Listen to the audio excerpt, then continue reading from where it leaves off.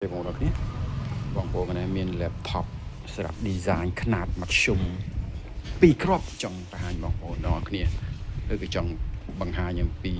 បែបបទរចនាបទដែលវាធ្វើបងប្អូនអានេះពួក ThinkPad series P53 បងប្អូន P53 Core i9 ចំនួន9ទេបងប្អូនតែអ្វីដែលខ្ញុំចង់បង្ហាញពួកworkstation Lenovo នេះគឺនឹង Dell ឯហ្នឹងមកបែបម្នាក់បងប្អូនគាត់វាធ្វើសម្រាប់ការងារ design model design នេះគឺវាធ្វើមករឿងប៉និតហើយយកចិត្តទុកដាក់បងប្អូនហាប់ងាំអញ្ចឹងណាហើយឧទាហរណ៍ដូចលេខកូដ2នេះលេខកូដដូចគ្នាតែខ្ញុំចង់បង្ហាញវាខ្លះដូចអានេះ spec វា i5 i9 ចំនួន9 RAM 32GB M2 512បងប្អូន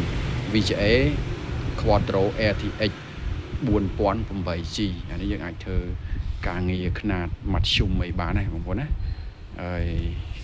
ឬក៏ engineer អីគាត់អាចធ្វើការងារបានខ្លះមិនមែន full size ទេវាបានមកស្រួលដែរបងប្អូនណាមិនតឹងពេកទេដែលឡែកអានេះពួក Xeon នេះលេខកូដដូចគ្នាបងប្អូនណាតែនេះ CPU Xeon អ្វីចង់បង្ហាញសំបីតែ RAM វាធ្វើមកនេះអានេះហើយ RAM វាមានដល់4 slot អានេះមក2 slot ខាងលើខាងក្រោម2 slot ខាងលើមកវា7800 mAh ម៉ោង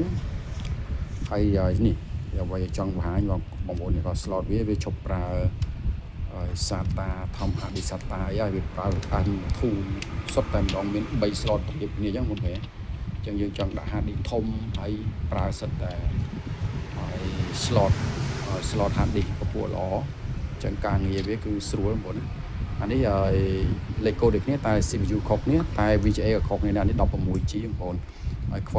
Quadro RTX 5610G ហើយកញ្ចក់ 4K បងប្អូនបងប្អូនចង់បានអាចសាកមើលពីនឹងមកតម្លៃខុសគ្នាតិចតួចទេ spec ដូចគ្នា RAM 32GB M2 512ដូចគ្នាបងប្អូនអូខេអរគុណច្រើនបងប្អូនគ្នាក៏បង្ហាញប៉ុណ្្នឹងហើយ